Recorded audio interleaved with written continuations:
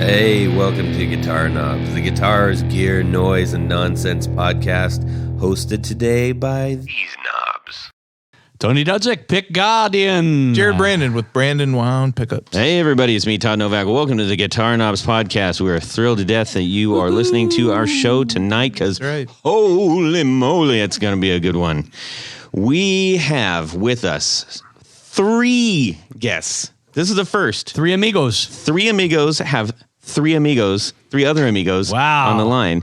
And we're going to cover something that has crossed our microphones and airwaves many, many, many times. This subject of the Line 6 HX Stomp. We are going to go in detail with these gentlemen. Gentleman number 1, who are you? Just shout it out. Who cares? Whoever's first. I'm Ben. I guess I'll go alphabetical order. My name's Ben Adrian. I make Helix stuff, and I'm a former indie rocker from Indianapolis. Excellent. And how about next? Eric Klein. I'm a product designer, and I also do the Helix stuff. Excellent. And third, but not last. I'm Jeff Schroeder. I play guitar in a band called the Smashing Pumpkins and another band called Night Dreamer. And during the course of the pandemic, a bunch of other crazy things too. So you've been busy. And I've been here on this show a couple times. So happy to be back. Yes. Glad to have you. I was feeling left out. Well, it's been a few days. I wonder when I'll get another call from the Yeah, totally. Cool. Well, as I just mentioned, these are the gentlemen behind the HX Stomp. And I don't mean shiny sales guys or something. It's like these are the guys that actually put this together and created it. So No, we are not sales guys. No. Decidedly so. Yeah. We love our sales guys, but no. Yeah, so we're literally going to get the HX Stomp from the horse's mouth.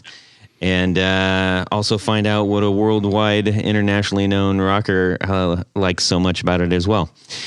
That's Tony, in case anybody was wondering. I did like it. Like it a lot. So we just got a few things to take care of here. So I've got a few people to thank. Road Mics, thank you so much for supplying this amazing equipment that we are recording the podcast on, the Rodecaster Pro and the Procaster mic. And the articulating arms, Tony. Thank you. Yes, okay, here we go. And it is great also to see Tony and Jared, so thank you guys for being back in the studio. This is the first time we've been all 3 in this studio for months. And we said, this is one that we all need to be here for, because there's no way I'm going to manage 6 people on an internet call. yeah, probably smart. Yeah. So I also needed to bring up, so the cat's out of the bag. If you've been listening to the show and watching us on Instagram for a little while, and I'll talk about this a little bit more in as we move along, but I wanted to share this. This is a note from one of our grand poobahs, our poobah supporters on Patreon. This is from Steve Keys. Happy Thursday to you, gentlemen. I wanted to drop you a line and thank you truly for this fantastic Fuzzalicious Fez pedal. I received it yesterday after having one of those days at work, and I mentioned this in my latest posts. But that gift really made my day. I plugged that pedal in, and at once I started playing my Les Paul with my P90s. The sound I got right away gave me goosebumps. What an awesome, versatile pedal, of which I can't wait to really turn up and go. Thank you for all your hard work and dedication to this already super, I'm running out of adjectives, he says, guitar community, and for taking such great care of your patrons. I'm honored to be a part of this community. Yeah. Take care and have a great rest of your week. So that was, so Todd, what is this pedal of which he speaks? We'll get to that. We'll get to that. I just wanted to share that nice note. We get nice notes there occasionally. We get some not nice notes occasionally. 1 or 2. Yeah. So anyways, we are going to dive into what is going on in our music world this week. Tony's going to lead us off. Then we're going to go in the order we introduced. Ben, then Eric and Jeff, and then we'll circle back with Jared and I. All right. Well, that's good. Tony? Well, you know me. I love a good bargain. And I like musicians' friends' stupid deal of the days. You Yes. do, man. I've got some really cool stuff for not a whole lot of money. Well, this past week they had a Wampler reflection reverb pedal on. Mm-hmm. Oh man! And they're normally about $199. They had the crazy deal of the day for $90. About isn't around. That's not an approximate number. It's That's a very $199.99. specific number. About $200. Okay. Just shy of it by a penny. And they had them as the crazy deal of the day for $99. But it gets better because I had some, what do they call it? Rewards credit kind of thing. So I ended up getting a really cool pedal for a hair over $50. That's fantastic. You're kidding me. And it is honestly one of the nicest digital reverb pedals that I've messed with. I might go so far as to say I like it better than the Dr. Z tube reverb head that I just bought. Only because, and let me just That is explain. cool, though. It's cool. It looks cool. No, I mean the Z head. Yeah, the Z head. Yeah. Yeah, I agree. But what's cool about the Wampler pedal is it's got a little switchy on it that allows you to go from spring to plate. That's nice. Spring would be, what you typically would have in an onboard amp reverb. It I runs can through see a Eric old and Ben Fender. chewing their face off, going, "Oh yeah, well guess what we got? Guess what we got?" And then the plate side of it is more like a hall reverb, it's what you would have a studio reverb. Right. And it's just got some really cool features, super easy to use, and it sounds good. And for under 50 or around $50, I'm super Under 50 for you, yeah, but for even at $100, I think it's a or good deal. or two, Or at two, according to what No wonder those places you are going bankrupt. really not representing the cost of this pedal very well, my friend. Well, okay. So there you have it. Okay. That was my thing. I had some fun playing with this. I'm going to give it to Todd. Hey, all right. And he's going to do one of his 1 minute wonder thingies. Yeah, a little demo for the internets. So that was my week. Cool, excellent. Ben, how about yourself? Well, I feel like I'm kind of been up to my neck in gear as it's the day job, but I actually did get something crazy this week, semi-gear related. I got a pair of extremely budget wireless earbuds. Ooh. And, I thought I'll get something for $25 off the big A, and we'll see how it goes. And if one falls out of my ear while I'm riding my bike, I won't care. And I've been really surprised by how good they are. There's a company called Tozo. I mean, it's totally like, Chinese made, only sell on Amazon. Mm-hmm. Kind of, I just thought they were going to be some BS thing, but they're surprisingly okay. I'll give it a lukewarm positive. Surprisingly okay. Wow, that's with a lukewarm positive. I mean, Yeah. that's going out on a limb. I feel like when my band's been on tour, it's like if a band is surprisingly okay, that was a good night. Another For $25, I'd take surprisingly okay all day. yeah. Yeah. Now, does that include the earwigs that they put inside there? Ew. Yes, I have. It's going to be with like the scene from Wrath of Khan soon, where Wow. How about let's hear from Eric? I haven't bought gear in years. Well, I you don't think. have to buy gear. It can be anything. Yeah, this is anything. So I've been neck deep in black metal and sledge gaze for the last couple of years. Oh my god! And like in the '90s, I was so big into shoegaze, and I just big totally left turn missed here. it. Yeah, and a buddy sent me a link to he does like a shoegaze podcast, and like, all right, so I was listening to it, and I discovered all this great shoegaze stuff that I just wasn't on my radar for the better part of a decade. So now I'm just like absorbing as much as I possibly can. And I didn't even know that there's this big shoegaze, Undercurrent. Yeah, it's massive now. It's like a big thing now. I'm like, oh, cool. Maybe my band will do something. We'll know. So yeah, it's cool. some of my shoegaze friends got flown to Peru to play like festivals there a few years back. It's like Peru shoegaze, crazy. Peru gaze. And the country, not the city. I don't know. Bonasharu. Yeah, it's what's interesting about that is, that had its, I guess its heyday, you could call, but I mean, there were a lot of people that were extremely dedicated to that. Jeff was in that pretty happy. But What? but then then things move on. But that doesn't mean all of that stops. So you can imagine like this just rumbling undercurrent is like it's gonna sprout up again and it's gonna do it big. Yeah. So all week it's been Slow Crush, Levada, and I don't know where Nowhere was, but I guess they have like 8 albums, and like, oh, I need to catch up now. So Nowhere was always there. Yes. I think that's a name that they must have got their name for. I think that's a Ride album. Yeah. Right? Oh yeah. First Ride album, right? Yeah. Yep. So Yep. that's always a good sign when they have a name that's taken from like a classic track Yeah. or album. Exactly. I actually, in '97, my shoegazy band played a festival in Columbus, Ohio. Okay. Strangely enough. What was it called? The festival was Your band. It's called the Sunflower Conspiracy. And we played with a band called Schematic, and we played with a band called Mahogany out there. And there was Do you remember few more. what club it was at? Andromeda was a band, a local Columbus band I played with a couple times. Wow. Do you remember? It was at like some warehouse space. I wonder if So not an official venue. No, definitely not. Okay. That sounds like a heck of a good time though. It was great. I have a history with Columbus. It's pretty fun. Nice.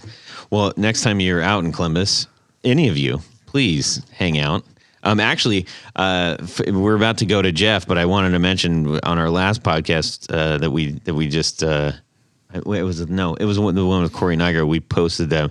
we were having a laugh with Jared because last time Jeff was here, we went out to dinner. And Yeah, I Jared thought it was ordered really $100 cool 'cause- Wagyu steak, Yeah. and I was like afraid that he didn't realize it was $100, and he's like, so we made a good joke of And it. secondly, that it was Yeah. the size of 2 plates. Yeah, I got to tell you, man, it doesn't matter who I'm with. I still get the best steak on the menu. I still love a good steak. yeah. Excellent. I don't know. Well, Jeff, how about you? What's going on in your music world? Well, in the middle of just kind of starting in earnest another Smashing Pumpkins record where like tracking guitar stuff for real. And so that's that's a few days a week, like all day, every day. guys are Not all day, cranking every out. day, but like 2 days, 3 days a week, trying to, because we were obviously working remotely. And so like we have basically the drums are done for real. And so then it's like Billy will do his thing for a couple days and then he sends it out. How are you guys sharing file? I mean, I can imagine you probably have a better way of sharing it than maybe a lot of people who are just doing little bands. But we just basically you have to just stem stuff out, and then I go and then just we open up whatever Pro Tools session and just add our parts and then send that back. So it's just like what everybody does. Yeah. There's no like, as my friend calls it, 8-digit phone number for, for the big, where like we have access. There's this thing that pros get to use. No, we're just, a black Suburban doesn't show up in front of your house with a suitcase. Yeah. with No, a chip in it. they drive a mobile recording truck back and forth between so that, and then actually, and then I'm just been, is the fun thing about being back in LA is that I get, even though I'm not going out and hanging out with people really, but it's just for something to do with being back is I get to do all these like fun, like kind of songwriting recording sessions. So worked on 2 songs this week with someone from the band Diamonds, which is like a kind of a hard rock heavy metal band from Toronto. So that's really fun for me to kind of delve into that. So Nice. get to do a lot of different things. And then also speaking of shoegaze, my old shoegaze band, the Lassie Foundation, we just started re-releasing our catalog on streaming services because being as it was from the 90s, we released all our records on a smattering of like now defunct indie labels that don't exist. And so we had to get, weird people had been putting our stuff up. So we had to like been hard time like getting stuff taken down. And then we took all the masters and like started remastering everything. And so we're like, basically we just put up our first EP like about a week and a half ago, and now we're starting to get our first album up. So that was really hard because some crazy label, that doesn't exist anymore, sold all our catalog to some other company who claimed they had the rights, but then it's just crazy stuff, So is there ever not some story behind some great record like that? And it's like, who cares for these records that made no money? You know what I mean? And are going to make no money. So we're just like, we just want to have it for like the people that are into it, so they can stream it and we can be with the times. But that's been really fun. So, and I think, like you guys said, I think that there's been it seems like it gets, like, time has been good in that it's getting bigger and bigger without having to do anything. So we're happy about that. Yeah. Yeah, for sure. I'm hoping a lot of music makes its way back, because I think, unfortunately, a lot out there is not so great and needs some better stuff. So let's see, Jared, how about yourself? Oh, sure. So I want to continue on from last week's guitar of the week, guitar whatever of the week, and I was at the guitar show. What the hell are you talking about? Guitar thing of the week. Guitar thing of the week? Yeah. Okay. Your music world. Yeah, music world. Sorry about that. I'm just coming off of being sick from the second shot. Oh, yeah. So that really sucks. So I'm sorry if I'm gotta watch that tequila, man. Yeah, right. Sorry if I'm not all here tonight, but anyway, yeah, I got a couple of these really nice guitar straps from this guitar show I was at, and just wanted to mention this lady's name. Her business is Tremolo Leather Company, and it's Gear for Your Gear. It's really, really nice handmade guitar straps. And they're really beautiful. Yeah, they're really nice material. Yeah, it's got, how instead of the vinyl material on the inside, instead of vinyl, instead of vinyl, it's got this nice seatbelt material in the back of it. Yeah. So it's not gonna, the edges You're not won't going to go cut through you. any car windows with that thing on. Right. Yeah. Well, it's not your strap isn't going to stick to your velvet shirt. Or your burgundy velvet sport coat, which is coming your way. Yeah.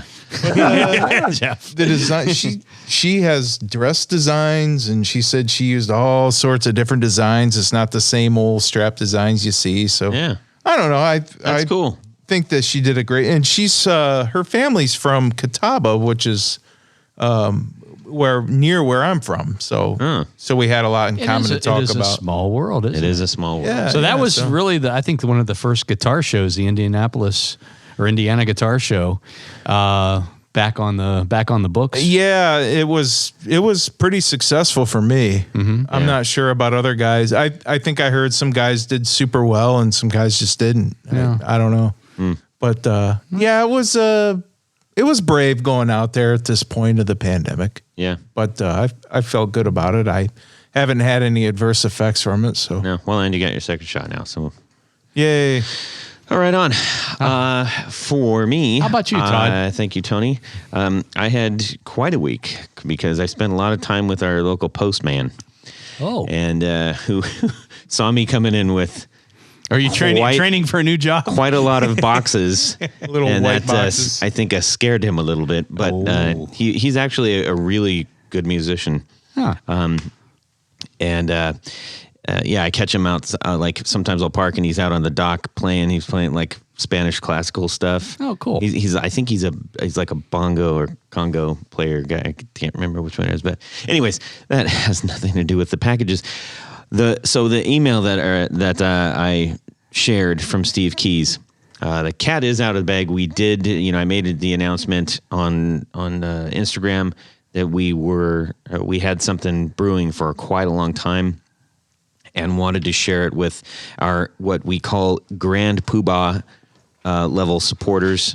These people who have just are supporting us at a fantastic level, and we are so grateful to them. And we sent them out something called the Fuzz, and that is a hand flocked pedal based on a modified tone bender circuit. So when you say hand flocked, what exactly do you mean, Todd? That literally means like I hand flocking. It's like it's like kind of like suede-y, you know. It's hard. I'm trying to think of what you can still get these days that are flocked. Flocking was kind of like a weird thing in the 70s and late 60s. So it just feels like there's fabric, like velvet. It's almost a little bit more like velvet. Yeah. Feels like a fez, velvety and suede. And the velvet heavy show today. Yes, it is. And so the name is based off of the fez hat that we send our Grand Poobah level supporters on Patreon. And so it's been a real effort of excitement and love and a lot of work I have. Well, even without the hand flocking, this is a damn fine sounding pedal. It really is. It's an extremely versatile pedal too. You wouldn't think of it. It's like a 2-knob pedal that has more range than a lot of pedals that I know that have many more knobs. Now, is this something that you guys are making yourself too? Yes. The circuit, we worked with FX Layouts early on and got a circuit together. And then, I hand drilled, painted, flocked, put everything, all the boards, the wiring, everything together. So it's really exciting because I've been on this side of the table doing all this stuff, like interviewing and all the time going, geez, I wish I would want to make a pedal. And one went out. I want to make a pedal too. I'm really, really proud of, and Tony and Jared have been involved in it. And it's just a great way to reward everybody. So beyond the Patreon Grand Poobahs, for probably working out another very small run that we're going to extend to some of the executive producers, as many as we have left. And then who knows, maybe we'll do a slightly different kind of run after that. We'll see. More to come on that. Anyways, all that being said, Tony and Jared, what is one of our favorite things on the show? Besides me. Besides you?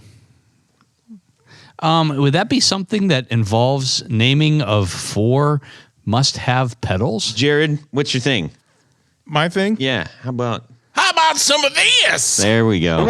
1, 2, 3, 4 on the floor. Ben, Adrian, line 6. Yes. Give us your 4 on the floor. One at a time. Tell us all the dirty details. Okay, if I get too far, you can pull me back. This is this mostly friends on the floor. I wanted to make this special. Nice. So these are almost all pedals from people that are like pals of mine now.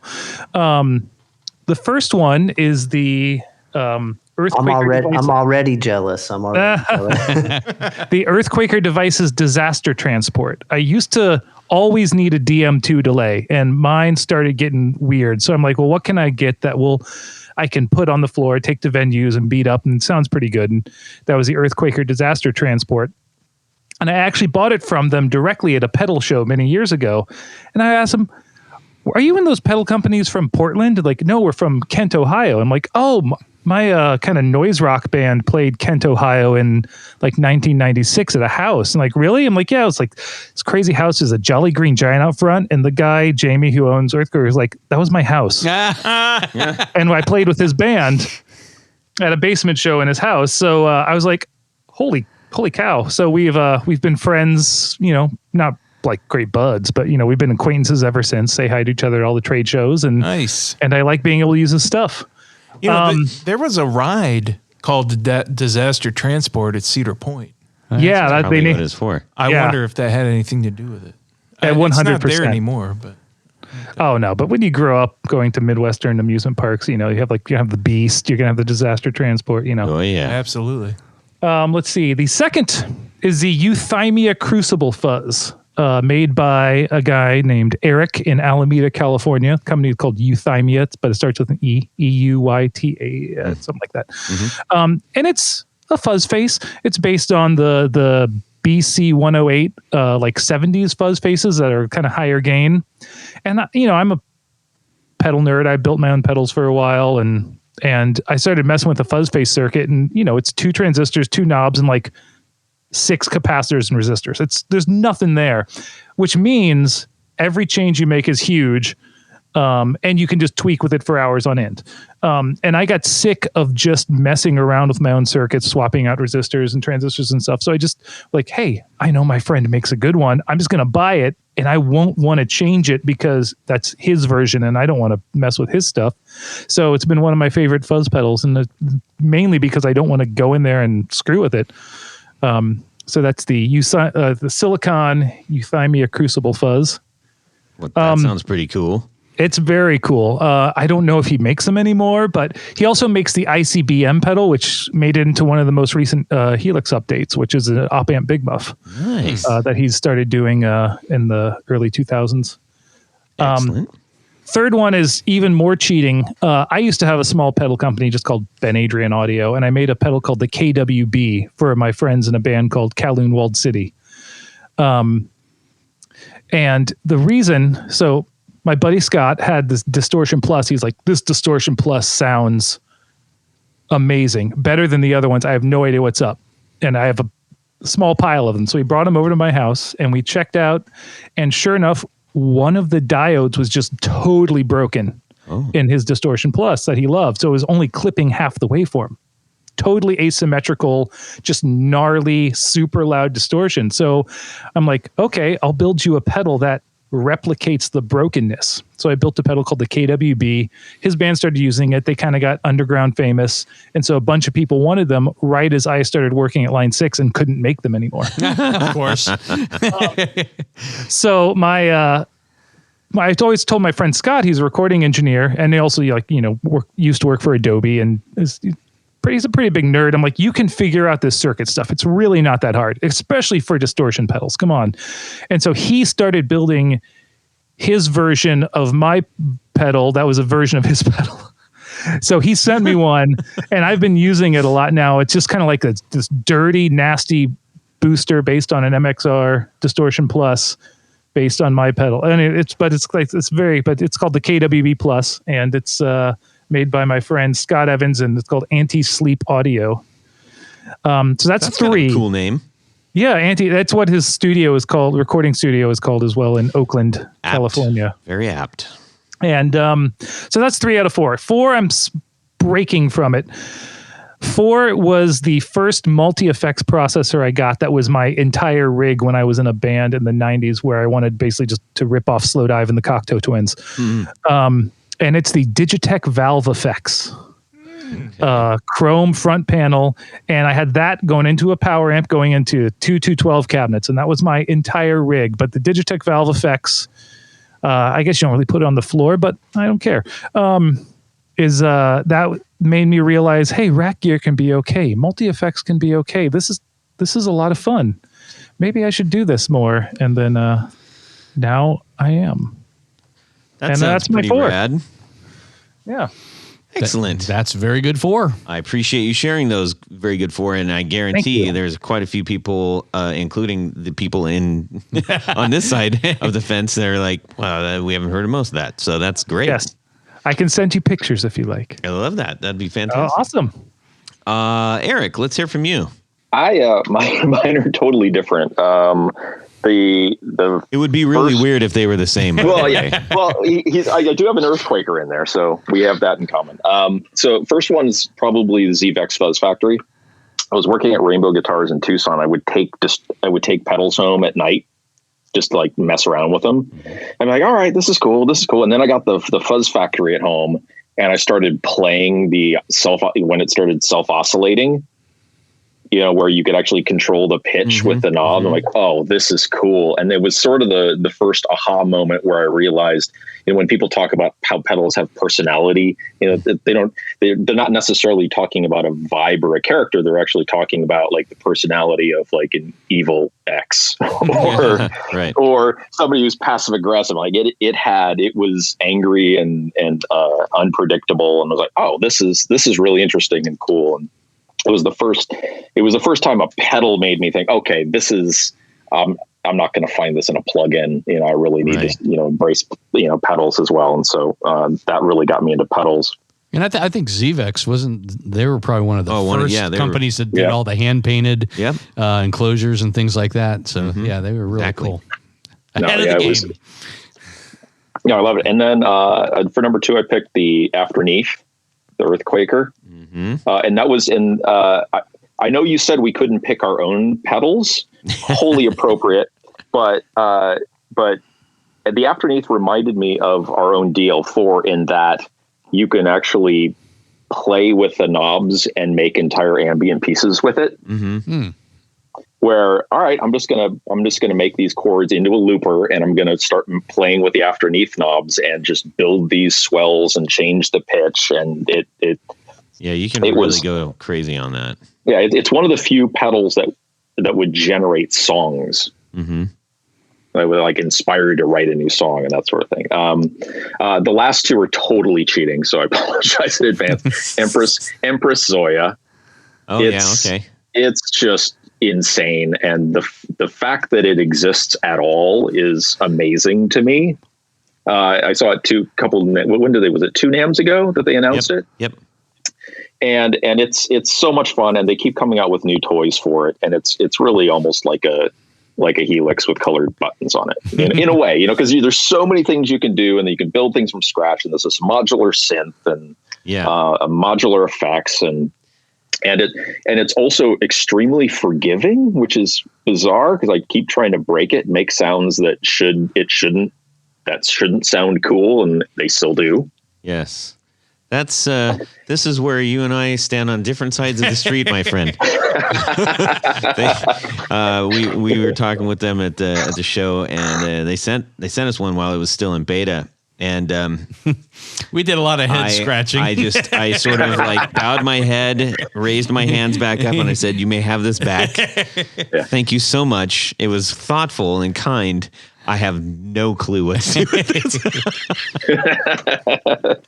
Yeah, no, it's a beast. Well, my 4th pedal is along the same lines, and that's the Roger Lynn Adrenaline 2. That was another one that just generated just tons of tracks when I used to crank out music library music when I was in Arizona, and then early when I moved to LA, and so it was from conception to final mix. Get home from work, start at 6:00, and by midnight I have to upload a brand new track, fully mixed, fully written, produced, everything. And so the Adrenaline helped a lot there. Wow, that's cool. Just from generating something and like, all right, I'm going to mess with. Oh, that's kind of cool. Load that in, run it through some plugins. All right, now I'm going to chop up my guitar, and I get calls from people like, "What synth is that?" It's like, it's an Adrenaline 2. It's guitar. Don't worry. Yeah. Well, that's actually, I'm sure Jeff's going to grace us with some very things along those lines, I would imagine. Jeff, how about yourself? No,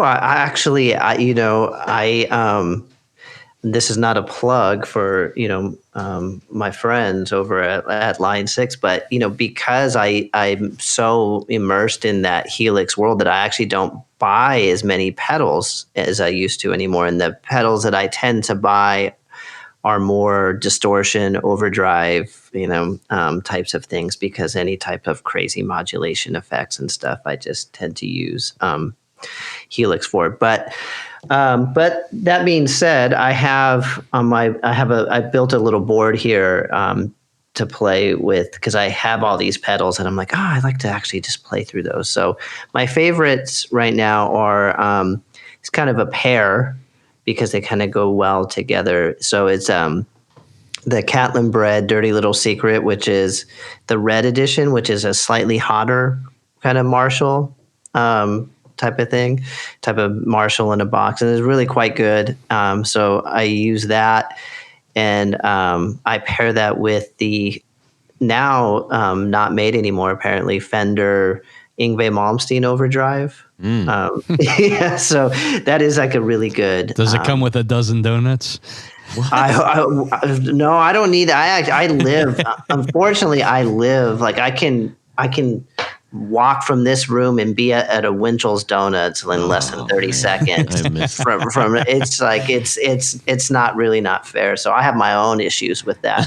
No, I'm referring to the Pantera documentary where they were opening for Yngwie, and one of the tricks that they played, they had they delivered a bunch of donuts to Yngwie's hotel room because at the time I think he might have been putting on a few pounds. I believe it. Yeah, but that the overdrive is really quite good, and that pairing with a Marshall type of thing with that thing, it really gets you into that world, and it's really quite good. And then I also have been really into the Walrus Audio slow reverb. I'm sure that's kind of a big one. I feel like a lot of people have that, and it's just one of those ones that does all these really beautiful kind of modulated type of reverbs. And so definitely for the shoegaze thing, it's really great. I really love that. I use that. Been having some fun with that, and I'm trying to think because and for my fourth, because to be part of the in crowd, I have been using actually for recording a lot an Earthquaker pedal as well, and it's the Data Corruptor, which is it's killer. Yeah, it's a lot of fun, and it's pretty cool because I end up usually going DI with it. I don't even end up using an amp, and will just record DI and then obviously put a bunch of plug-in, like a lot of Helix stuff, or the native plug-in or whatnot, and you can really get some pretty awesome type of things with that. And it's really, I love pedals like that where you can you have to react to what it's giving you. So it's really like that, a really nice symbiotic relationship between like it, you play and then it gives you something back. And so in real time, you can kind of get some fun stuff going. So I really been very impressed with them. I was recently just introduced to it. My friend Josiah, who runs the Cave Studio in Silver Lake, had it. And he was like, dude, you got to check this out. And I fell in love with it. That's cool. Well, and one of the things that people may not know. Well, you've been on plenty of times, so maybe everybody, this is common knowledge. But you are quite a versatile player, and not necessarily in the sense of like, I can play jazz, or I can. It's like your actual like soundscape that you play in, I think, is very versatile, regardless of the style of music. Yeah. I tend to. Like just to do my normal thing, I need to have like a pretty strong set of tools to do it. Yeah. Well, I appreciate I wasn't expecting any 4 on the floor. We got 12 on the floor. 12 on the floor. Holy mackerel. Driving a big old Mack truck. Yeah, I'm glad I stopped doing the blog post for that, because that would have taken me a week and a half to do. We even got a little rat gear in there. Yeah. Which is that was a big of that early shoegaze sound. I think that's a big part of it. Well, what was the Zoom 9001, the little half rack that everybody used, like half string and Allison's Halo, and I think Nine Inch Nails used it too. Yeah. There wasn't that much around, you know what I mean, at the time, Yeah, so. If you wanted to get like that super, like, I'm swimming in the multiverse kind of thing, you had to like have an Alesis unit on top of your combo amp, or like the Yamaha FX 500. We always had a joke like, you're swimming in Lake Alesis now. I had a Quadreverb GT, yeah. Oh yeah, I had a Quadreverb as well, and the Rocktron and Teleflex had actually very beautiful, deep, long reverbs as well. Oh, nice. Yeah. Everything had very purposeful names. Rocktron and Teleflex. I know. Well, speaking of awesomeness and all the wonders that the wonderful sounds that we can get. Yeah, why are these guys on today? I don't know.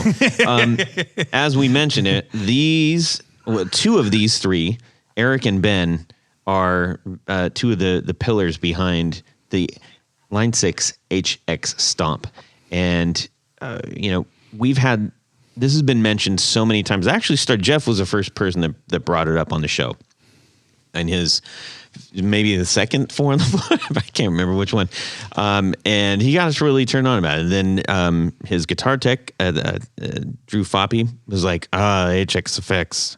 And he did HX Effects and the Stomp. But we're talking about the Stomp. So everybody started, we started to get a lot of talk about it. Now, that in itself in the guitar community is not unusual or special, because this is a huge contribution to our music world. But specifically on this show, where we've really focused on boutique builders and people who are sort of like really nuts about pedals, mostly analog, a lot of digital, all that stuff, small luthiers and stuff.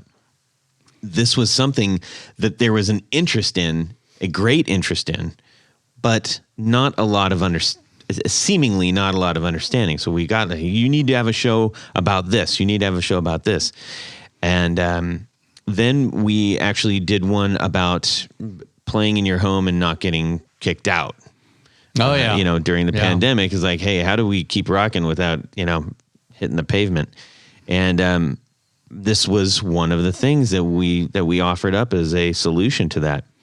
So at this point, I said, well, we just got to reach out to him and see if we can get him on the show. I really didn't know if that was going to be possible. I noticed that Jeff had posted on his Instagram that he had done an article talking about Line 6, and I said, you know what? I'm going to talk to Jeff and see if he can get us hooked up. And lo and behold, it somehow got through our pearly gates and over the moat. And totally, I had to really work hard. I had to really put myself on the line to make this happen. One of the things that I always go on podcasts. I've been on a few, and I try to, if anyone wants to talk about it, I always want to talk. And you mentioned like everyone on the show is into boutique gear. Well, I do the amp and effect modeling, and there's two other people who do amp and effect modeling, and we're all people who like ran boutique pedal companies or built their own gear or did, worked in a shop or did amp repair, or, we all have like two of us who have been, all three of us have been studio techs. Like we have been, really like into gear and hands-on digging into it. So like the people who are making the models aren't like, in lab coats having never heard guitar before. They're like people, they're like, me, you're like not soulless automatons. No, exactly. So, we hope that the gear connects with people, even though it is, quote, digital gear, unquote. It's literally digital gear. Yeah, I was going to say, what are the quotes for? No quotes are necessary. There's like, kind of the like, oh, it's digital gear snobbery that still exists. But, if you don't want to use it, don't use it. But, for the most part, it can do a lot of cool stuff. And the stuff inside is actually made by people who paid attention to all the crazy crap that happened in the analog gear that you loved. And we're finding ways to recreate that crazy crap in this world. Well, so I have a handful of questions for you that are more about, how you got to this place with this and everything. Again, not necessarily, there are loads and loads of run-throughs and demos, and here's how you do this. And even on your own channel on YouTube, there's tons of information. So after you hear this and you ultimately go get one, which undoubtedly you will, that's where you need to go to dig into like making it work for you. But I think that there's a bigger story behind this and how that can relate to specifically our audience that has asked for this. Just right out of the gate, why the Stomp? We wanted something that would fit on a pedal board. We wanted something that looked like a pedal, because it's not, there's not much that differentiates between a digital Stomp box, like a Strymon or an Empress or a Maris and HX Stomp, really, other than the fact that instead of putting 4 algorithms into one thing and mapping those parameters to 5 knobs with no display, we just give people access to those parameters. Mm-hmm. So, and we wanted it affordable enough to where if somebody really wanted to buy a couple of them, they could, Mm-hmm. And the first goal actually was we wanted something to fit in the little tiny pocket on the back of our Helix backpack. So it's like, hey, wonder if we could make something that fits in here as maybe a backup or something like that. But then it just turned out it's like, no, we just really want something that vibes like a boutique Stomp box for pedal boards, because we had been doing the whole, all in one box for so long. We wanted something, and And all of our all-in-ones were really meant to be the centerpiece of a much larger rig, which is why we have so many effects loops, which is why we have a really robust MIDI controller functionality in there. Mm-hmm. And like, well, it's kind of fun to play on the other side of the road as well. So like, well, let's just make a stomp box. Mm-hmm. And, and the type of people that are Line 6 aficionados, they want it to be a Helix, and we've had to be pretty protective of the fact that it was a stomp box. Like we knew we'd probably have to add a couple extra blocks, expand it from 6 to 8 later, but we purposely kept it really small and simple and scaled down to start. And we made sure we didn't have the command center MIDI master controller built in at launch. We could have. The code was there. We purposely didn't put it in there because we wanted it to be a pedal. We wanted it to be like our kid. We wanted it to be a kid for a few years, Mm-hmm. Now, Eric, just for everybody's edification, what is your role in the Stomp? I've kind of a dumb title. It's Chief Product Design Architect. In other companies, it's Product Manager, I guess. So I like the first one better. It sounds cooler on a card. Show me your buildings. Yeah, I like it. Yeah. I'm impressed. So Ben and Igor and I are the ones who aren't afraid to go on social media and talk about stuff. And so people think that we're sort of the brainchilds behind all of this stuff. And I guess that is sort of the case, but we have a pretty big team of people, and we're always debating and arguing and dreaming up cool ideas. But when it came to Stomp, it was the number one goal was size. Okay. Mm-hmm. Interesting. Was it now, did the Stomp or the effects come out first? I can't remember. Effects came out first. They were supposed to come out at the same time, but Stomp got laid up for some reason. I forget at this point. But and for everybody's further edification, the difference between, just in a nutshell, the difference between the Stomp and the effects. Could you explain that really quick? Effects is really sort of a modern interpretation of our M-class processors.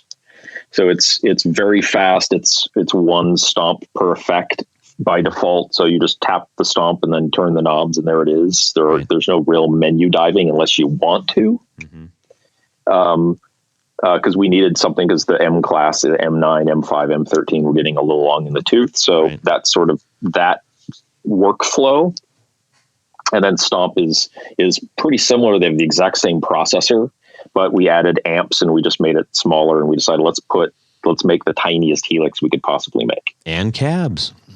Yes. And cabs and IR loading. Yes. And USB audio. And it does a lot. It certainly does. So can you go into a little bit the genesis going from something like a pod, which this is how I evaluated the Stomp, because I 100 years ago I had one of the Pod 2.0s, the little kidney shaped ones, which at its time I thought was a good little practice headphone kind of thing. Yeah. I mean, obviously this is light years ahead, but there are some similarities. So can you kind of go, explain how you went from, that into the FX and or Stomp? Yeah. I mean, I joined in 2010.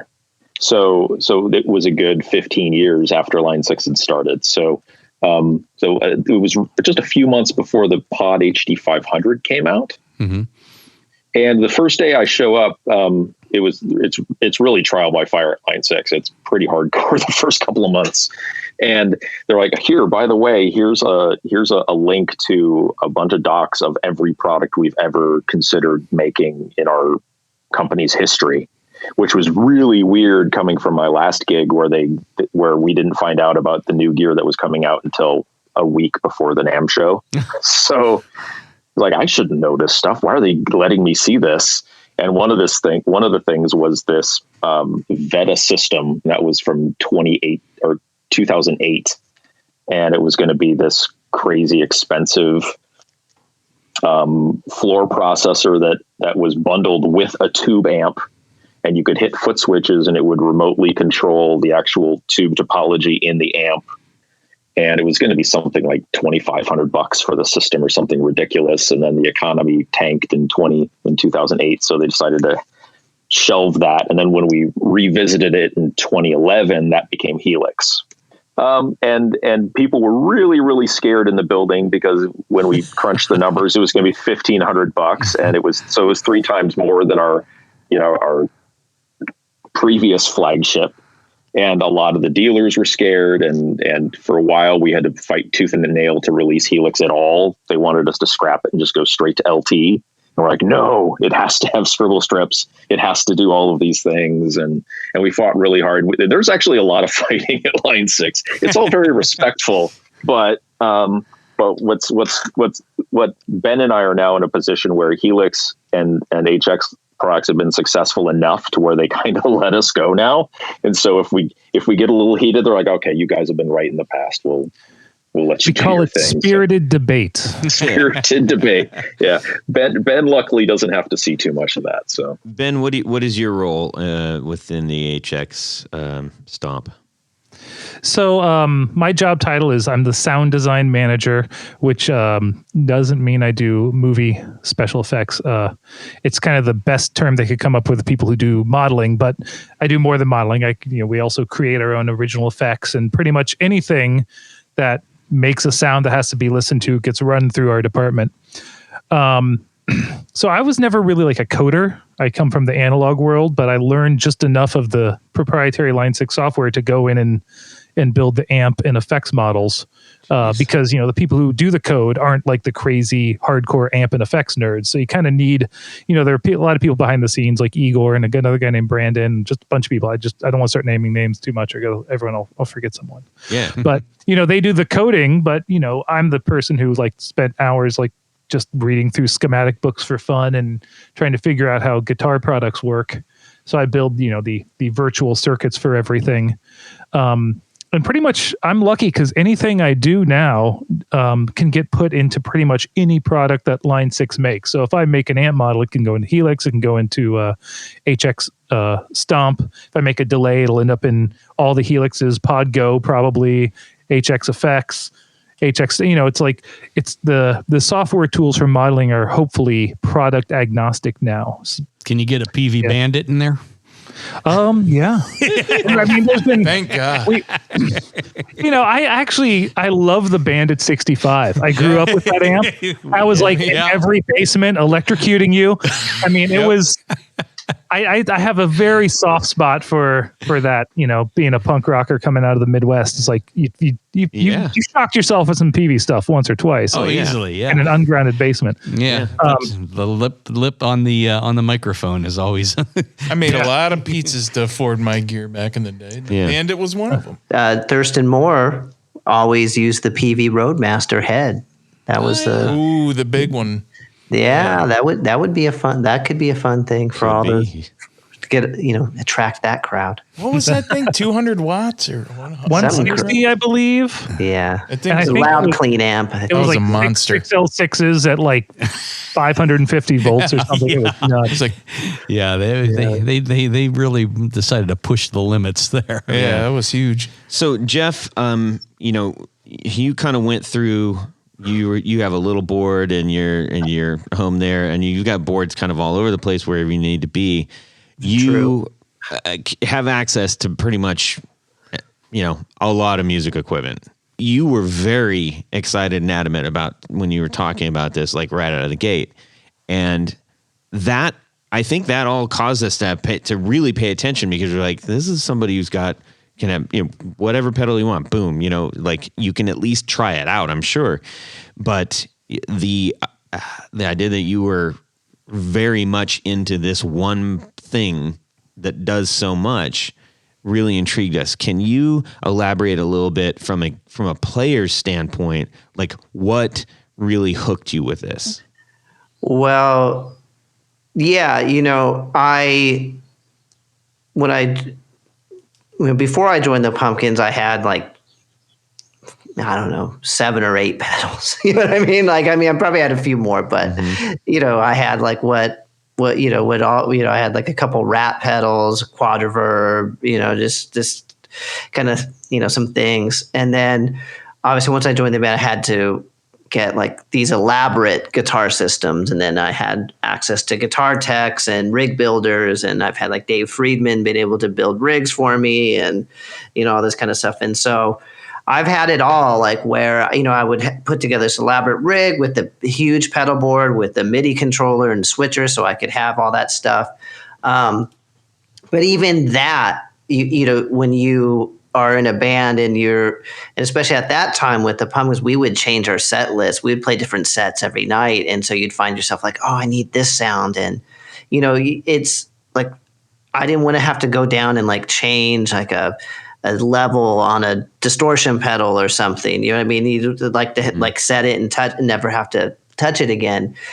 And so what ended up happening is then I started throwing the M series in my rigs. Mm-hmm. Once that came out, I started using the M13.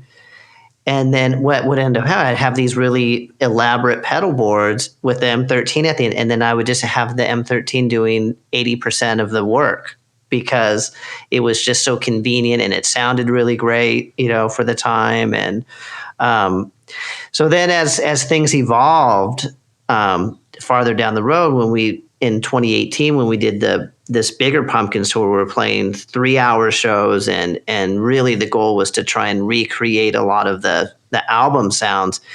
There's no way I could have a traditional pedal board because I would be like, I need like a Phase 90 for that part, but I need MXR flanger for that part. You know what I mean? And so I was able to basically build a rig around Helix that allowed me to really recreate all this stuff quickly and have backups and all that kind of stuff. And then when it came to using Stomp, it's just something that because I travel all the time, I'm always doing stuff. I'm recording in hotel rooms for people. I literally just keep it in my backpack. And it's awesome. You know what I mean? Yeah. So I started using it because it's funny because even now I know the sound so well in that I can tell, like when I'm working at a studio and say we're using the Helix Native, which is the plug-in version, I can just create sounds just by telling people what to put the parameters at and get like 95% there because I'm living in it so much. So it really became, it's really out of use and practicality. And of course the sonic quality, integrity of the programming and the sounds is excellent. So I love it in that it really gives me freedom to imagine whatever I want, and I'm not limited to what I have in front of me for the most part. And what I love about it is it's great. It's like I call it, it's kind of like a digital archive of kind of the greatest guitar, amps, pedals, and effects of the last, I don't know how many years now, Ben, are we talking like 70 years or something, maybe? You know what I mean? But then it's also with the very technologically advanced routing abilities, you can absolutely create things that you would not be able to do with just regular pedals. And so it's more like you can insert yourself like creating signal chains that you would only be able to make like in a studio, but you can do it right there, even with something like Stomp. So I just, to me, it's like having that amount of flexibility is just awesome. But like, even right now, I have a Stomp on my little pedal board that I told you about, and I just have it set up with like a chorus, a delay, and a reverb that are just like in Stomp mode that I just turn off and on. Like, so it's like having, like 3 pedals, and it sounds great for that, and a tuner, and a nice tuner. You kind of touched on something that is a great tuner, by the way, not to be left out. Little tuner. You mentioned something that I think is an important factor in when you're looking at something like this, and that seems to be able to do everything. You're going like, there's a compromise in there somewhere. I just know it. And I mean, I think obviously this is an incredibly successful pedal. We are not introducing something brand new to anybody. This has been out for a while, but we're putting focus on it because of our particular community. there's not a compromise. I mean, there isn't a compromise, especially just looking at it. They didn't compromise on the color. Look, it sparkles. It's sparkly. I love the sparkle. It sparkles. So there's one more. By the way, whose idea was that to make it metallic like this? I mean, it's beautiful. Yeah. I don't remember. We were originally going to do two versions. We were going to do a limited edition run of 500, I think, of the black sparkle, and then put it in like a velvet pouch and do something cool to really hammer home that this is a pedal thing. Velvet comes back again. It's the Velvet show. And we got the chassis in, and everybody's like, "Oh, that's cool." And they told us what the cost difference was, and we're like, "It's not that big a deal. Let's just make them all sparkle." Oh, they're beautiful. Yeah. I think one of the biggest questions that we have for you, which probably is going to explain a lot, thinking about it, like how it relates to our audience, is what do you think that people don't understand and or struggle with as far as adoption of this? Oh, I'm going to hop in right now. He's heard this one. So this is something. Oh, pardon me. This is something that really bothers me, which is like every effect in there that we make has a lot of detail, and usually the ability to kind of get pretty chaotic and weird. And I think what is one of the most misunderstood things is that since this is a multi-effect, is that most of the effects are going to be kind of safe and controlled. But as a person who embraces chaos in music and effects and such, I want to put all of that in there. So I did, like the model of this Roland Space Echo, which is called the Cosmos Echo. And one of the things our Echo did is, the tape splice comes around every 30 to 45 seconds. And half the time on our old unit that I was modeling, it would get caught and you get this wild pitch shift. I'm like, that is fun. So there's a knob on the Cosmos Echo called Splice. And if you put that in at Is that what that is? Yes. So what happens is, depending on your delay time, if you're running a faster delay time, the tape moves faster. So you're going to hit the splice about every 20 to 30 seconds. Yeah. And if it's longer, it'll be about every 45 seconds. You get this weird, like, because the tape splice gets caught. And that's like, I need to build that in the effect. So in almost all of the effects, there's been something that me or one of the other sound designers has come up with to put in that is like stuff people would normally think of as like, oh, this is only going to be in a boutique level, pedal, or in actual some old crazy vintage gear. But it's, it's every single model has something in it that is like, oh, this does something crazy. We have to make sure we get that crazy thing in the model.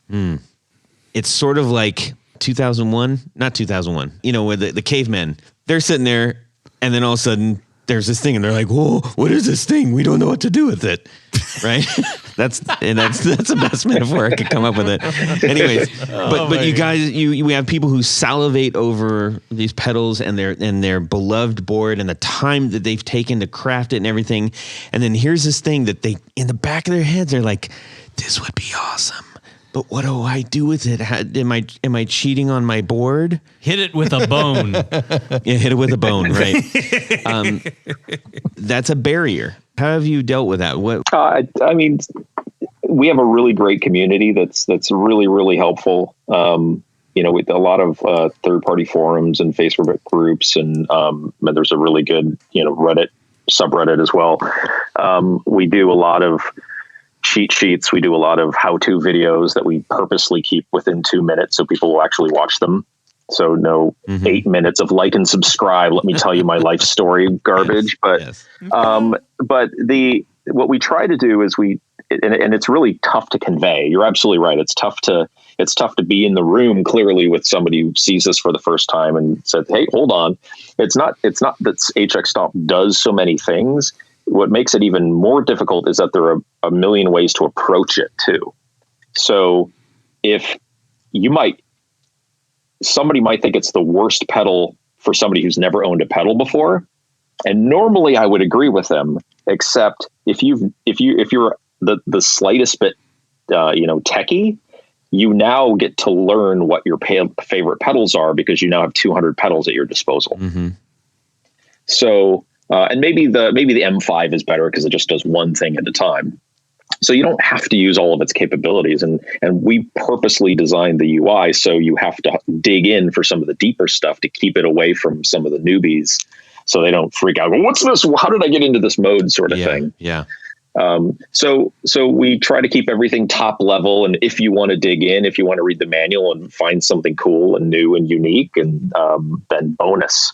But just from a learning experience, if you don't know the difference between a fuzz or an overdrive and a distortion, a lot of beginners don't. It's like, I'm starting to get into this. What is this? What am I reading? Oh, I see. It's a silicon fuzz versus, an op amp or something like that. And so you can learn to hear the little intricacies.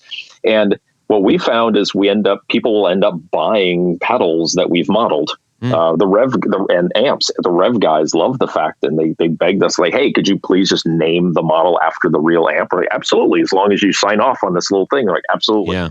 And now they're our friends. So they saw a pretty decent uptick in sales after the Rev showed up in one of our updates. So if anything, it's like a smorgasbord of different pedals. And the thing is use it for one effect. The one effect that isn't currently on your board that you need for that one song.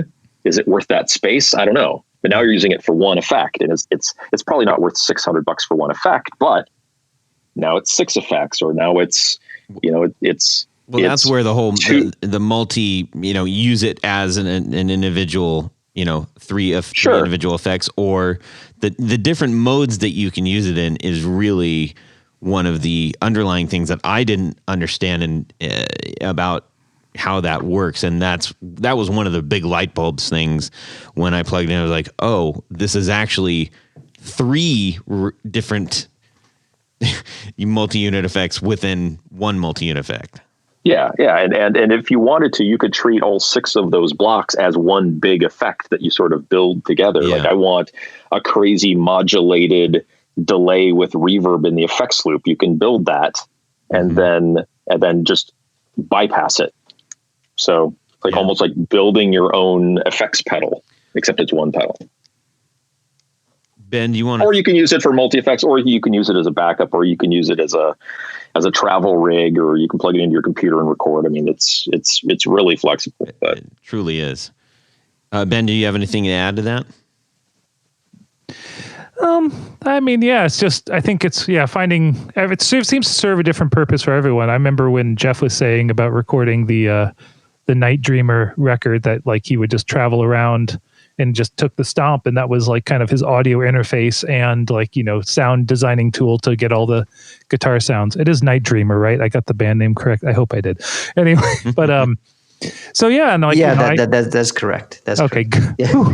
So and I take it with me, like if I'm going on, going out of town for the weekend or something, and I might have time to play guitar, I'll just shove it in the gig bag, and it's a little headphone amp that does everything. And it's been one pedal when I knew I was playing like a show with a band that's pretty stripped down, where I just needed a distortion and a tuner. It's kind of so flexible, but it can also be so in depth. So it's one of those things where it's kind of hard. It's not a thing. It's many things, and we have to explain to people that you can use it to do one of many things, whichever you need it most for. Yeah, and I think one of the interesting aspects of this is when a lot of multi effects type things. There's so much time spent on having to put everything up front and say, well, anybody looking at this has to know how to use the entire thing like at a glance. And much like the Apple products, I mean, people were dumbfounded, like, how do I do this? There's one button. What am I supposed to do? But once you learn it, it's the simplicity of it is rather genius. That's all Eric. He back when we used to have an office, I mean, we still have an office, we just don't go there.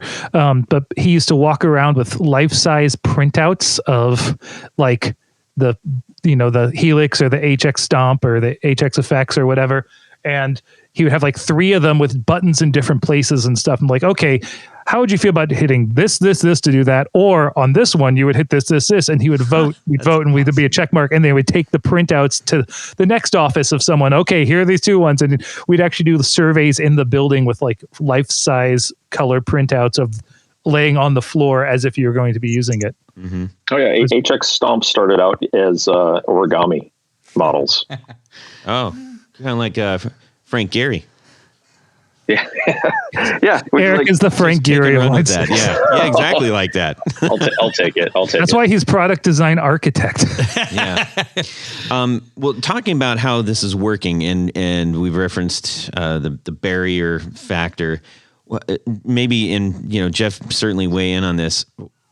Working, it's one thing to say, here's the thing that can do everything, and then instantly you're like, well, I don't need to replace my whole pedalboard. Tell us about how this works with a pedalboard and how somebody can begin to adapt this into their normal workflow there. I think, and this is something that I do, and I've been using this stuff. I mean, I started using the DL4 when it came out, and so I've been kind of used to using these things, and the kind of the language of that they kind of work on. But I think people, it's easy to get overwhelmed by the options and just the options within. Like say reverbs or delays or anything. And so I usually go through periods or phases where I just choose a few things and I really use them and exploit them until I get, okay, and I need to change it up and start looking for something else. So especially even with like the amps that are in Stomp, like just choose what you would normally choose if you were at a store or something. You're like, okay, I want a Twin, or I want a Marshall, or I want this. Like, it's not like you have to go through and try every one. It's like just get kind of used to a palette, how they sound, how they interact with other things, just like you would anything else. And I think that's a good place to start, just to kind of limit the choices a bit and just start and get to know a few of the models really well. And then once you get secure in that, then start adding to other things, just like you're learning how to cook or something. You're not going to cook a 8-course meal. Just start with making like a good hamburger. That's a really great way to set that up. Talking my language. Yeah, Jared's like, what? Hamburger? I'm going. I want one. How about you guys? Anything to add to that? I think I know this is me. This is just my personal speaking. But when I am not in like my most creative periods, I love playing around with gear. I have a bunch of amps, I have a bunch of pedals. I, obviously have the Helix and HX stuff, and I just like playing around with gear. But when time comes and I actually get creative, I want to work kind of quickly, and I end up going back to like some of the same setups. Like when I'm coming up with musical ideas and such, it's like, oh, I need this, and this. And I found that while I play with a lot of my old vintage amps and stuff to have fun, when I'm actually like, oh, I got a great song idea. Like of course I'm familiar with Helix and HX stuff because I was there since the beginning. But, I think once you kind of get a hang of it, if you're like, oh, I got this great idea for a song, you can pick your favorite amp model. You can pick, an overdrive to put in front that you can turn up, like, oh, I need like a crazy echo part, and put in my favorite delay. And it kind of becomes something with, a little bit of time you can then work with really fast.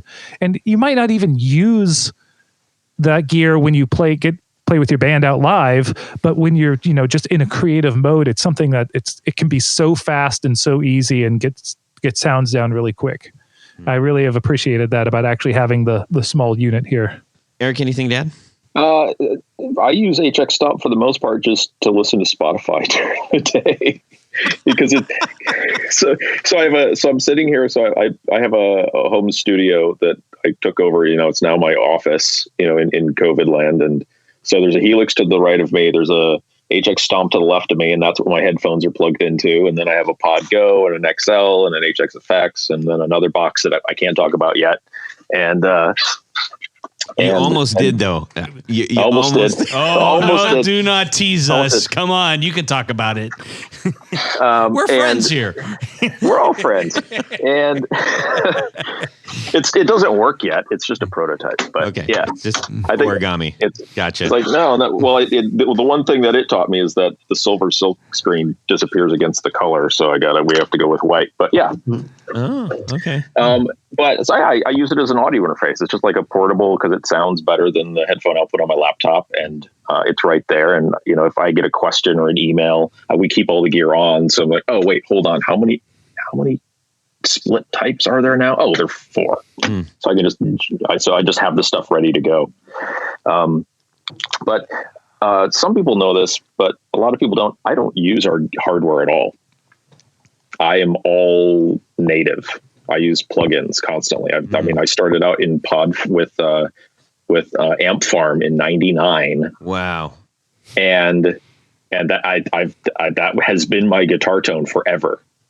So not just Pod Farm and Amp Farm and Echo Farm and now Helix Native, but I use all the Valhalla stuff and the Sound Toys stuff, and that's kind of my testing ritual. Is I have the Logic to actually do my real get nitty gritty and listen to all this stuff, because that's what I'm used to, is the whole studio monitor in a control room environment. Got it.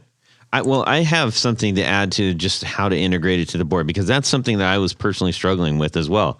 Like, we got the box and I was like, okay, how do I work this into my existing unit? Or even more so, if I'm using it by itself with some headphones, surely it's not going to sound exactly like my setup, and that's going to throw me off.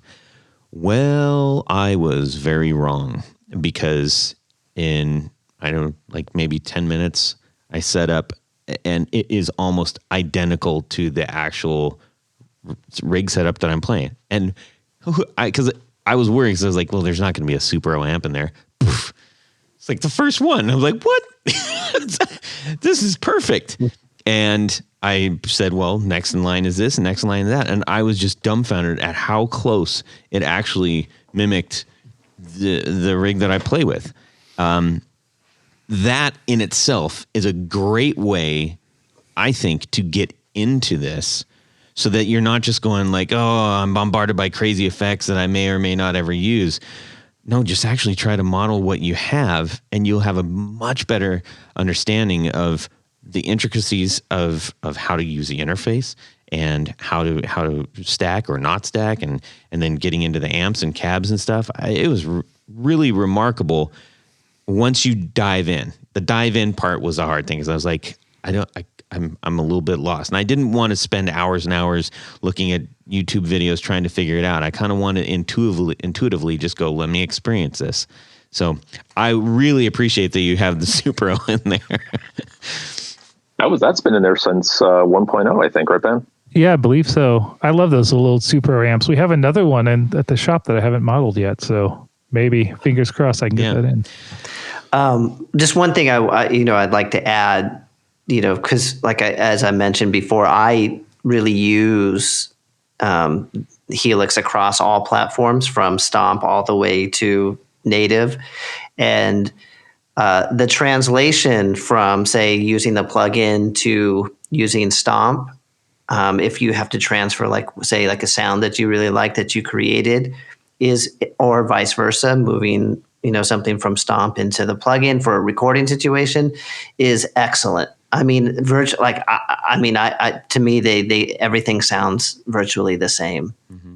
So it's really it's a great tool to use, like I said, from live all the way to recording. Mm-hmm. Yeah, and you're a perfect example too, Jeff, because you're jumping from studio to tour and back and forth, and so that whole workflow is that's why we designed that whole workflow. Let's take your tones that you did in the studio, throw them in your hardware. All right, now I'm writing songs on the tour bus. Oh, now I'm back in the studio. Let's throw them back in. That used to take weeks. Mm-hmm. And a lot of bands would hire people to recreate their album tones. Now you just drag it over, and 3 seconds later, it's in your touring rig. Yeah, and I'm not sure, with the plugin, guys, you can set how it, the memory works. So if you have let's say a HX, or say you have a Helix, the floor unit, the plugin can mimic that, or it can just run off of strictly computer DSP. But I'm not sure if it can mimic the Stomp in terms of its which is great. So then that kind of that flow between units is even more accurate. It's awesome. Yeah. So it basically says, even though your computer is capable of making 1 billion blocks, we're going to limit you to 8 because that's what the Stomp can do. Mm-hmm. That's kind of nice. You can turn those things on and off in the software. Yeah. It's cool. It's really great. I mean, I love that. Going to be rounding third here with the interview. And I was curious, after creating this, was there anything about it after it was built that like actually surprised you about it? It did sell better than we thought it might. That's fair. Yeah, I spent a lot. We went back and forth with mechanical and electrical. I don't know how many times. I think we spent close to 2 or 3 or 4 months doing nothing but redesigning things to make it smaller and smaller and smaller and smaller. And the one downside though is we have so many options, and we kind of have to, because how do you pick which amps to throw in if you try to scale it down? Mm-hmm. And so companies like Strymon with their Iridium, which is doing really well as well, and an Atomic to a certain extent. Who just came out with a modeling pedal? Was it? Just did. Seems like there's a lot of them that just came out. They just came out with an amp modeler, the AM1. Who is it? Crap, totally escapes me. But they're in an amazing position, because when they're just starting out by modeling amp, and they have like 3 or 4 models, they can make these super simple pedals where you could just turn a dial and pick one of those things. And we're like, I wish we could do that. I want to make super simple pedals with no displays, but because we have this sort of, we call it technical debt internally, where because we have all of these things that we can do, and because people know we can do these things, we kind of have to give it to them. Otherwise, I'm like, well, why didn't you give us this? Yeah. So we're working on that too. Interesting. Yeah, you can't take away what we've already had. The box is already open. Yeah. Yep. There it is. Yep. And I have to say that was amazing about when you guys added all the legacy effects to the HX, or to the Helix series, was really great for me, because there was a few that I was really attached to. So I had them all back. Oh, you guys want to scoop? We're looking at adding more stuff for the legacy stuff too. So wow. Yeah. Ooh. Excellent. Ben, anything to add about surprise that came out of that? I mean, I've been on the internet since, the 90s. I was an early adopter of getting my bands on the page on the internet. I was expecting more hate on the internet, but actually, maybe I'm just in a little bit of a bubble, but the positivity of the Helix users, and how people are seeing the HX, Stomp and are taking it. I was really surprised at how nice it was of a reception that we got. And it's been a really active and interactive community of people trading sounds and helping each other out. And it's actually quite awesome. That's cool. Now, Jeff, do you have any particular profiles that you've put out there for the Stomp? Not particularly for Stomp, but I feel like most of them would work, because I usually don't do crazy like presets that have more than 8 effects. So I think anything that I've created that is out there, I've written a couple blogs, would work on Stomp. I'm pretty sure. Yeah. I know that you have a couple of them out there for different levels within the entire Line 6 platform. And you can, when we actually do get to home plate, you can tell everybody where they can get that stuff. Well, gentlemen, may I offer the floor to you for one last moment in this interview? Anything else that you would like our audience to know about this to further convince them if they need it?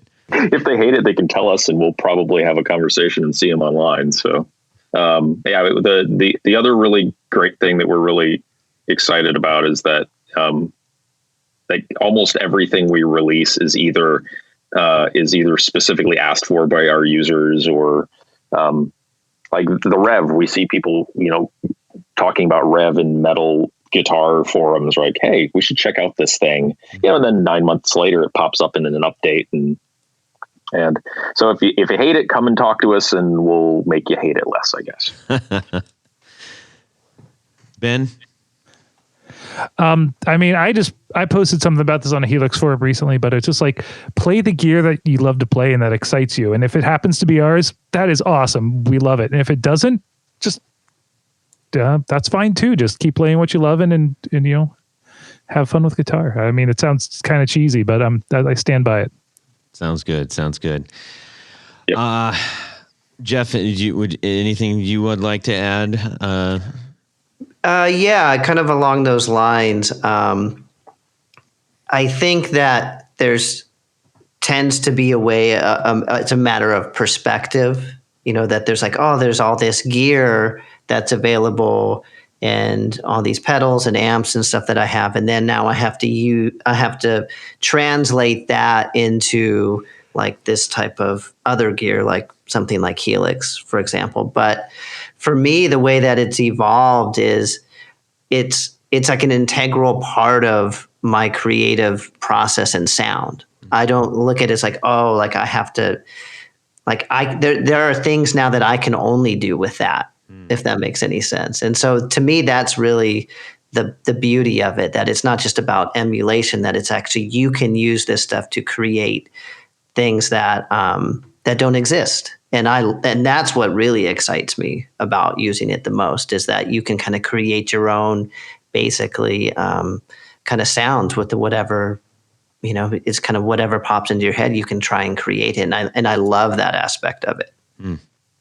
Well said. Well, gentlemen, we have one more big segment to do. It's not a big segment; it's a little segment. We truly appreciate your thoughts, and sharing them with us. And now we just have another question to ask you. And Jared, why don't you do this for us? The question is, gentlemen, would you rather?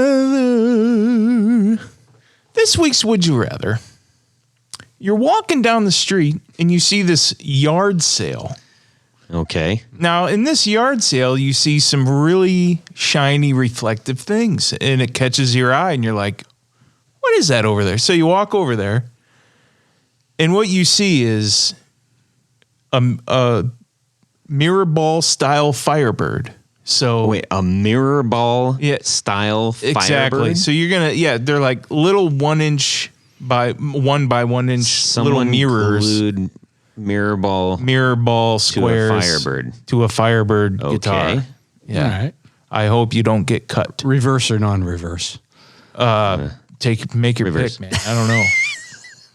And then sitting beside it is a cracked mirror Ibanez Iceman. So there's a crack in the mirror. There's a theme with this particular person who has this. They like to look at themselves? Yes. I think I know like 3 or 4 people whose house this could be. So a couple of them worked at Line 6. Yeah. There we go. So the question is, which one are you going to buy? Ooh, good question. Tony's going to lead us off. Then we'll check in with Ben, Eric, and then Jeff. So let me get this straight. You have a choice between a Firebird, right, with the one by one mirror ball mirrors. mirrors. Yeah. Or you can have the Iceman. Yeah. Is it the broken mirror? It's a mirror and it's cracked. Paul Stanley style. Paul Stanley style. Okay. I think while the mirror ball is kind of cool. I'll relate this to a Chris Isaak show I saw years ago. And for his encore, he came out in a mirror ball suit. Yeah. It was the coolest thing I've ever seen in my life, because then they flashed a light on him. And it was just like light was flying everywhere. Sounds like a Liberace type thing. I guess you could probably say that. I think I'm going with the Iceman though, because that cracked mirror on an Iceman Paul Stanley thing was just. I mean that was a very cool guitar for the day. Mm-hmm. And while a Firebird could look cool with a bunch of little square mirrors on it, the broken mirrored one on an Iceman is just. That was a pretty rad idea. I think that's what I'm going with. All right, Ben, how about yourself? 100% the Firebird with the disco ball. There we go. Bonus points if it's non-reverse, and even more bonus points if it has P90s. I like that. Wow. How many P90s? 1, 2, or 3? I think I would go any, but probably 1 is my first preference. 3 is second, and 2 is third. Okay. Interesting. Okay. Yeah. I like it. All right. Strong feelings. Yes, indeed. Oh, wait. We'll give you a minute. You can change your mind. Yeah. No. People should love the music they love, but Kiss is not on my list. Eric, how about yourself? I'm going Iceman actually. Okay. Nice. Yeah, because it's I don't know, because it actually, the whole cracked mirror thing seems appropriate. Although, and then whenever I see Firebird, I always think, all right, it's got to be wood. Right. Yeah. I get you. Yeah. I get it. Jeff. I'm I pretty have big. Both actually. No. I'm a pretty big Ace guy. 2 of each. As far as Kiss, what I mean? But it would be cool to have the cracked mirror Ibanez. Although, if on the cover of Kiss Alive, I think Paul Stanley is playing a 1 pickup Firebird, no mirrors, no broken mirror, but he also did play the Firebird as well. But I'd definitely go cracked mirror. All right. Cracked mirror. Jared. This is actually a tough one. I don't know which one to choose. I think we've had so many Would You Rathers with Gibsons in it. I think I'm going to go with the Ibanez this time too. Just because, I don't know, because it's an Ibanez. Okay. It's something different. But as far as the mirrors go, I think you're more of a cracked mirror versus a mirror ball. yeah, the little squares will fall out eventually. Anyway. That's what you're worried about? It's a yard sale. You know that glue exists. Yeah. Yeah, I know.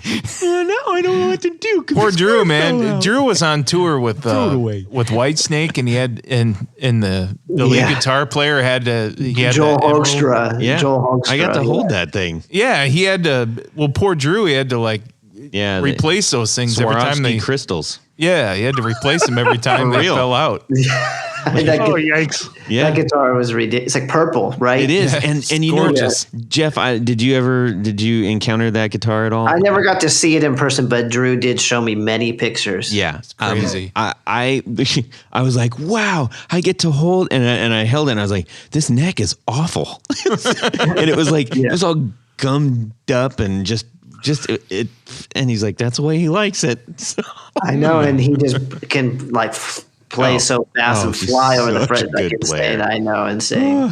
all right. Well, I'm gonna join our friend Ben here and go the Firebird route.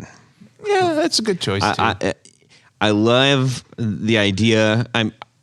Kiss, big part of my childhood and everything. Seen them many times, but I like the idea of having that mirror ball in a big body, like a Firebird, like a substantial, piece of wood.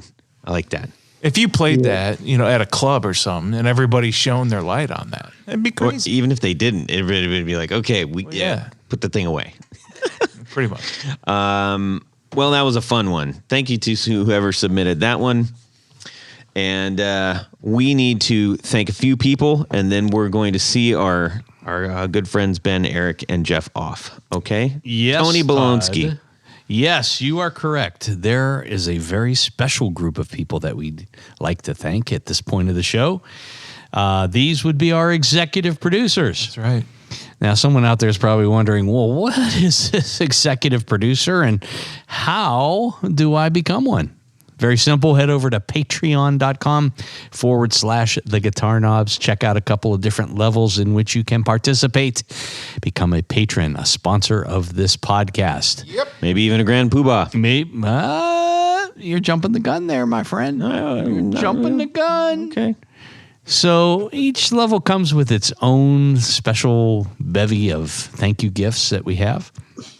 Things like barefoot buttons, t-shirts, stickers, picks, all the good stuff. But as an executive producer, you get all the good stuff. And one more thing, Jared, what is that? You get to have your name read on the thing. Your name read on the thing. That's what I'm doing right now. So special thanks to these executive producers, Mr. Tom Brazen, Martin Cliff, John Daly, Chris Kearney, Darren Gregory, Doug Christ, Michael Van Zant, Ken Sayers, Brian Robison, Michael Senchuk, Stefan Lamb, Johnny Knowles, Anthony Lathrop, John Anglin, Tyler Bray, Brad Partridge, Chris Heidel, John Esterly, Doug Gann, Justin Jones, Brett Alexander, James White, Matt Hart, Bill Gola Guitars, Richard Kendall, Ty Harmon, John Williams, John Jackson, Jason Roush, David Rando, Douglas King, Gary Cooper,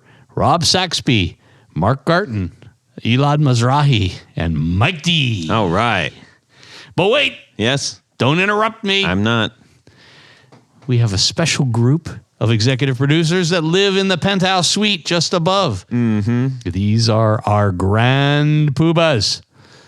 And one of the great things that they get is a special fez to wear. Mm-hmm. So special thanks to these grand poobahs. Jonathan Jerusik, Corey Nigro, David Kaminga, Science of Sound, Cody Foster, Sean S. Yes.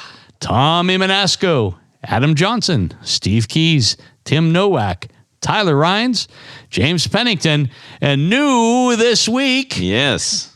LSJ Music Company. All right. Thank you. Very Thank excited you, Music about all that. Company. Thank you. Thank you, everyone, for supporting this show. Yes, sir. It means a great deal to us. Gentlemen from Line 6, Ben and Eric, where can people find your things? I mean, that's kind of everywhere, but go ahead. Run with it. Line6.com. There it is. Or if they want to play it, your local store, Emporium, or your uncle's house, or All the things. And do you have any, I know you guys were talking about your bands. Do you have any band things you want people to go hear? Sure. My band played a show on March 6th, right before everything went into lockdown. That was our record release show. The band is called Tiny Peloton, which is a cycling term. But now that the exercise bike has taken over, I feel like it's kind of got ruined. But tinypeloton.bandcamp.com, and you can hear it. And of course, everything on it is Helix. So if you love it, awesome. And if you don't, you can blame the digital. There you go. Excellent. Jeff, how about yourself? Yeah, I think everybody knows, Smashing Pumpkins and Night Dreamers, whatever. It's all out there in the world. So It is. yeah, Indeed. And, I think you've got a great Instagram too, where you're always talking about your new projects, and that's where you can get a hold of some of these articles. You're very active in the community. yeah. Actually, and then I do pretty soon. I'm been recording some solo material, so I have a song coming out that is probably in June. So that's slated for release in June. So the first off of that. So that's kind of coming up, and most of that, other than one little part, it was all used. I used nothing but Helix. So you can, if you don't like it, you can blame the digital too. And then Beep, beep, boop. Digital. any dates you can share for the new pumpkin stuff? No idea. I mean, we'll be working on it. I mean, it's a very ambitious project. It'll be 33 songs. So nice. Yeah, it's going to be. I mean, every project with you guys is an ambitious project. I know the last one was 20, so Billy was like, "I want to do Double 33." I know this Couldn't you have gone a little further and do 33 and a third? Try a little harder, will you?